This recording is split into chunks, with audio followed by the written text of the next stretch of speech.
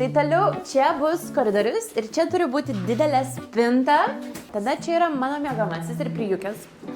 Miegamasis kol kas, po to gal kelsimės į didesnį namą, bet kol kas mes su Prija tiesiog kartu gyvenam. Čia toks išėjimas. Taip, ir čia mes padarysim terasą, čia aišku viskas susitvarkys, užsiaugins augaliukai, labai noriu čia gėlytes turėti ir auginti ir žodžiu, ir turėti tokį savo stebuklingą sodą. Čia irgi bus didelė spinta per visą sieną, kažkokia irgi dar neišgalvota, nesugalvota. Nu, kaip ir idėjų yra, aišku, bet čia žodžiu turi būti didelė spinta.